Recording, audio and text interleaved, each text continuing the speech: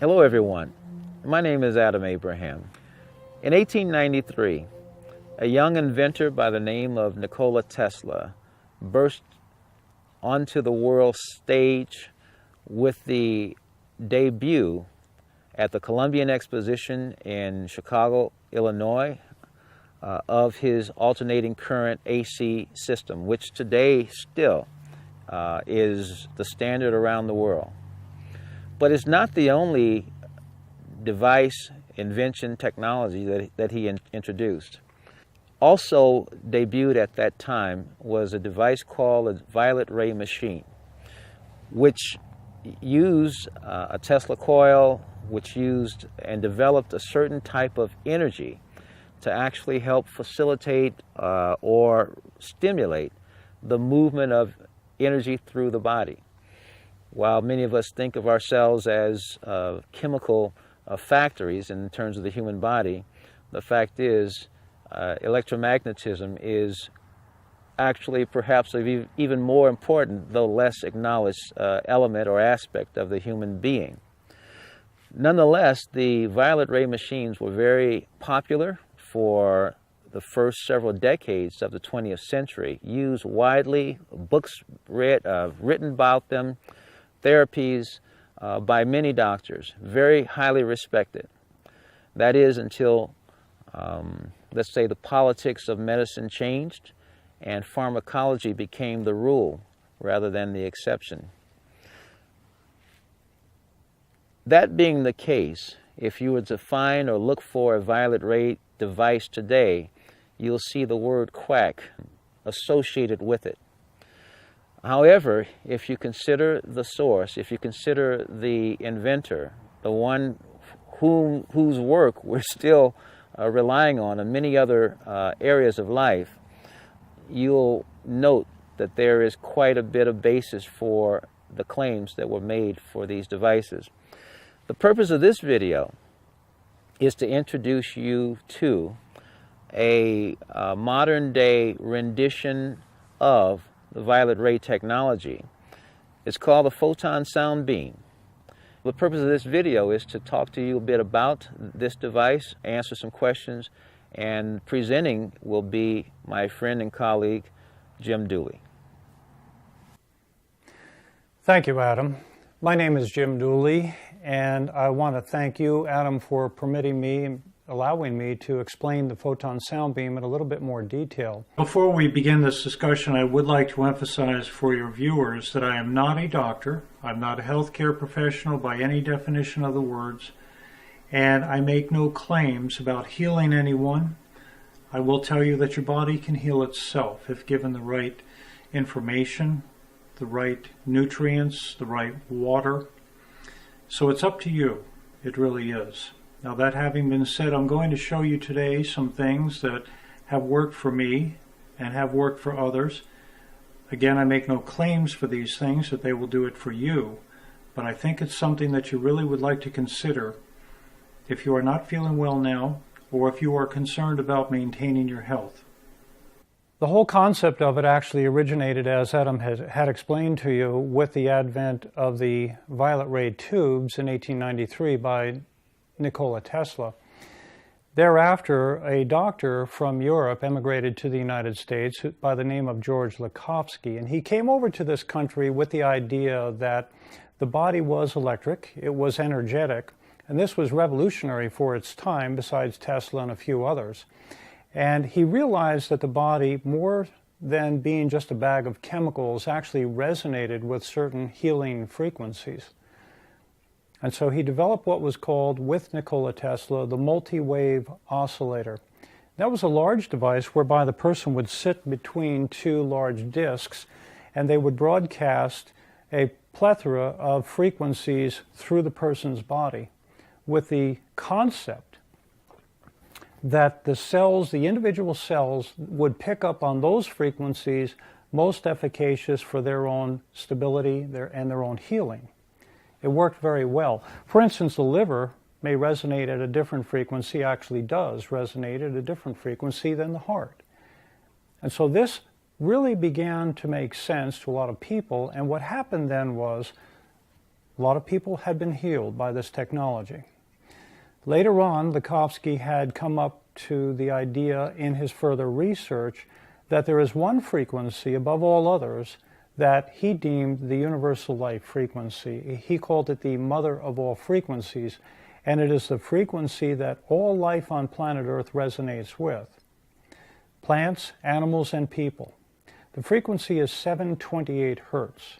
Now that frequency also puts out a huge number of different harmonics, they're called, as well. And so you're getting the same effect as the multi-wave oscillator broadcasting these various frequencies in the one frequency itself. Now, sadly, Likovsky's life work was, as Adam said, replaced by the pharmaceutical approach to medicine, and it was largely forgotten for quite a while. Other researchers had also come across the 728 frequency throughout the next few decades until there was a young man that came onto the scene named Edward Skilling.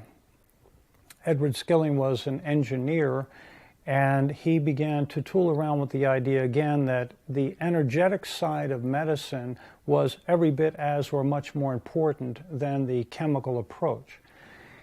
In 1983, Ed Skilling had retired from the industry of engineering and developed his own company called the Edward Skilling Corporation. And the very first thing he did was to build the Photon sound beam. It's a very simple device. It's premised on the same technology that Tesla had developed in the World's Fair in 1893. The difference being that Edward Skilling also incorporated the universal life frequency of Likovsky, the 728 frequency. Thereafter, many of these devices were sold. They proved to be very, very effective, and Ed Skilling turned his company over to his children. It was promptly shut down by the FDA because of claims that the FDA claimed could not be validated, and thereafter the machines to this day are built one by hand, and they're sold by only one company that I know of, and they make no claims for the machine. I have no affiliation with them. I'm simply explaining to you what I have experienced with the machine and what I've seen happen with many others who have also used this device, as well as anecdotal evidence that I've read about over the course of the last year or so. Anyway, with that having been said, let me explain a little bit about the machine. The machine actually consists of two different components. The very first component here, if you'll see over here, is a little box, and this is a radio frequency transmitter. What I do here is this transmitter is transmitting the 728 frequency that we had spoken about. The field effect of this transmitter has a diameter of about 100 feet.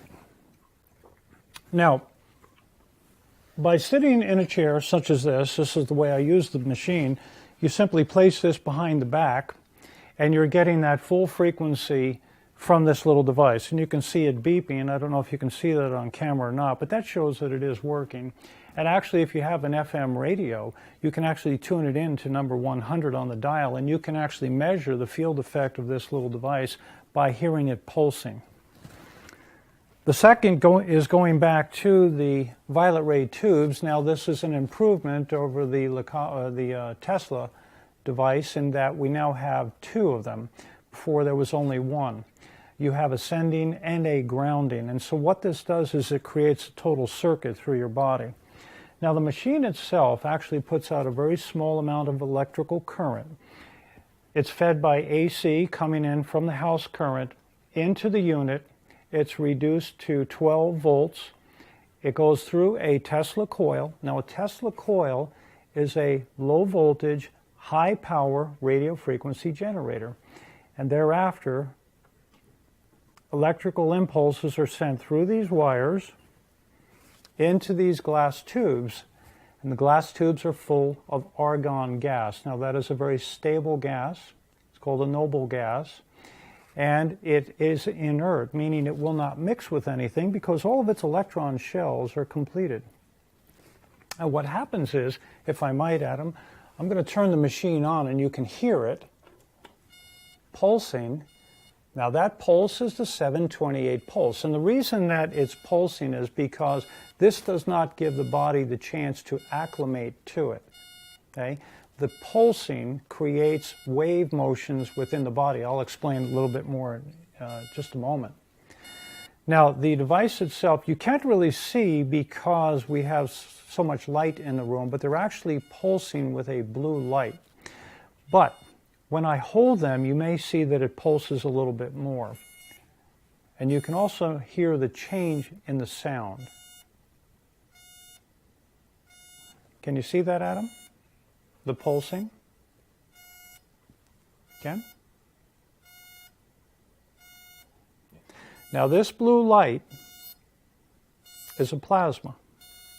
What's happening is the electrical current at the 728 frequency is entering into this tube and exciting the argon gas. And the argon gas is now emanating or throwing off billions of electrons with each pulse. And with each pulse, those electrons, some of them, are impinging through the skin and entering into the body. Now, why is this important? Well, let's discuss a little bit about the cell itself. The cell is composed of an outer membrane, cellular membrane, and an inner gelatinous core. Now, the cellular membrane is primarily negatively charged, and what gives it that charge is electrons. The inside of the cell is a little bit more positively charged, and by the way, that's where all the activity in the cell is. The mitochondria, the nucleus, the Golgi bodies, endoplasmic reticulum, and many other sources of activity are all contained within that cell, that cytoplasm. But the interesting thing is, you see, this is a salt solution. And being in a salt solution and having a different charge, you're creating a minor battery. Now, your body has 70 trillion plus cells in your body. Combined, these cells are all creating an electrical current at about 70 millivolts. That's very, very important. Let's keep that in mind. The reason is because as we age, or through depletion, a lot of times, especially in the modern world today, we begin to lose the negative charge on the cell membrane. Hence, the electrical potential of the cell drops from a healthy 70 millivolts down, down, down, until you get all the way down sometimes to 20 millivolts. And that difference between the 70 and the 20 millivolts is that slow decline into aging and disease. And I say disease more than aging, because that is what brings on those little aches and pains and the signs of aging that we all attribute only to aging, but it's really not. You see, it's a loss of electrons. This device is unique, and it's revolutionary even to this day, because what it does is it raises the cellular potential by impinging, by providing the body with billions of these electrons, and they are incorporated directly into the cell membrane. Keep in mind, the cell membrane not only needs them for the negative electrical charge, but also for its integrity. For once it starts to lose the electrons, it starts to break down. I'm going to turn it off for now because of the beeping. Okay. Now, let's talk about some other things that this infusion of electrons does for the body. First off, as you noticed, there's this lovely light. You can't really see it as well today because of the light, the background light, but it's a lovely blue light, and those are photons. Every cell in your body has receptor sites for this blue light, and that is also extremely healing. Going further, electrons you have oxygen in your body. You have oxygen in your cell membranes, or in the blood cells, and that oxygen, when it comes in contact with the electrons, can and does, some of it, separate and create ozone. Now, ozone happens to be nature's greatest sanitizer and healer. If you go outside after a rainstorm, especially if there's lightning in the sky, you'll see that this air feels and smells so much fresher. Well, that's because as the lightning plasma comes down through the water column, it causes some of the oxygen in the water and the oxygen in the air itself to split and reform into various ozone species. So ozone is a very big part of it. If we were to take a picture of my blood or anyone's blood just prior to using this through live cell microscopy, we would see that the blood cells were slightly sticky. You'd see some clumping. It's natural in today's world, but it's not supposed to be that way. You see, the blood cells are supposed to be round and plump and separated from one another. That's how they're most efficient. Well, why are they clumping together? It's because of the loss of negative charge, which allows them to come closer together because there's no repelling force keeping them apart. Seconds after putting this machine on anybody, taking a picture of their blood, you will see the blood is now, the blood cells, the hemoglobins, or the red blood cells, are round and plump, and they're flowing freely. There's no reason to have to take blood thinners. See, the blood becomes thick and coagulated mostly because of this loss, again, of electrons. So we have this infusion of electrons strengthening the cells, we have the ozone being produced, and we have the cells themselves, the red blood cells, now doing their job at a much more efficient rate.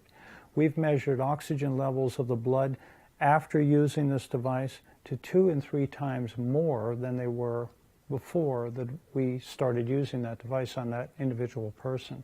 So you're bringing much more oxygen into the body. You're bringing much more life and vitality into the body. You're bringing in the electrons which generate the energy.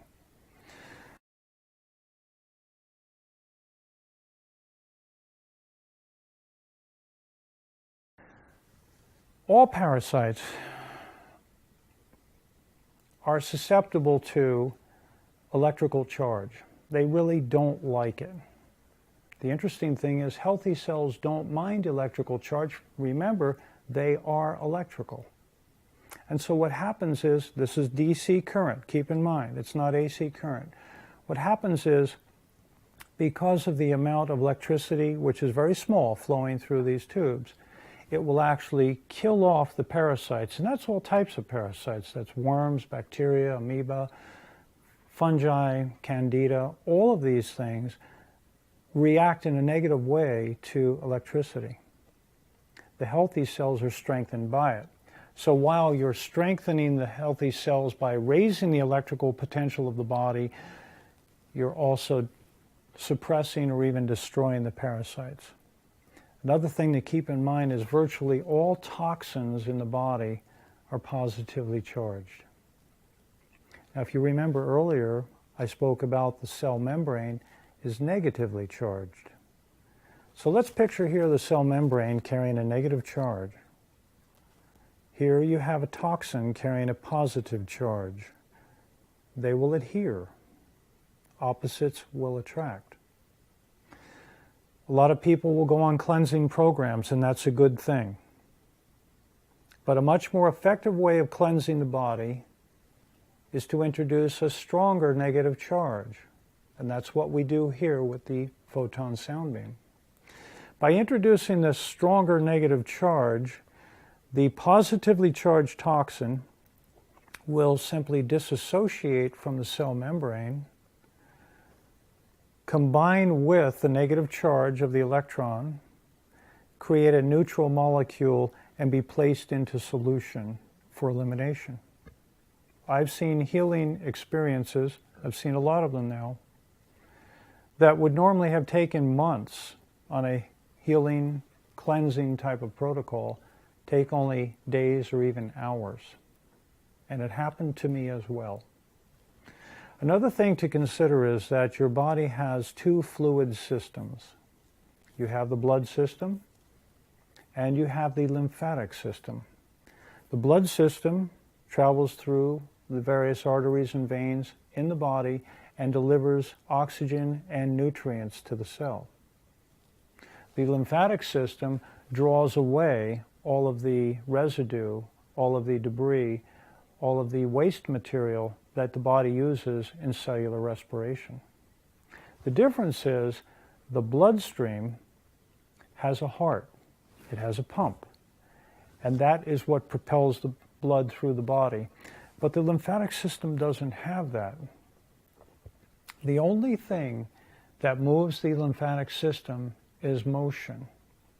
The problem is, when you're not feeling well, you really don't feel like getting up and jumping on a trampoline or going out for a jog, do you?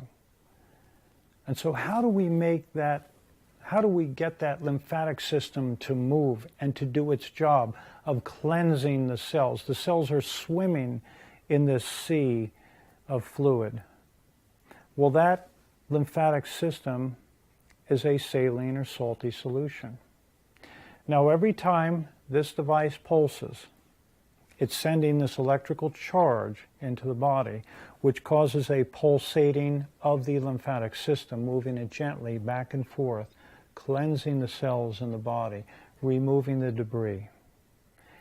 Hence, a much, much more effective cleansing over the whole body. So there we really have it. We have oxygenation, we have ozonation, we have raising of the electrical field, the electrical potential. All of these things are accomplished with a simple application every day, which is what I do, or on a fairly regular basis. Very simple. The device itself, you're looking at the entire thing right here. This particular button over here controls the radio frequency generator, as I showed you before. This button here controls the two tubes. You can again hear them pulsing. This dial simply dials in the intensity of the electrical pulse through the tubes. So it's very simple to use. There are no frequencies to have to be constantly thinking about, as with other devices, which, by the way, don't work. And I know that for a fact.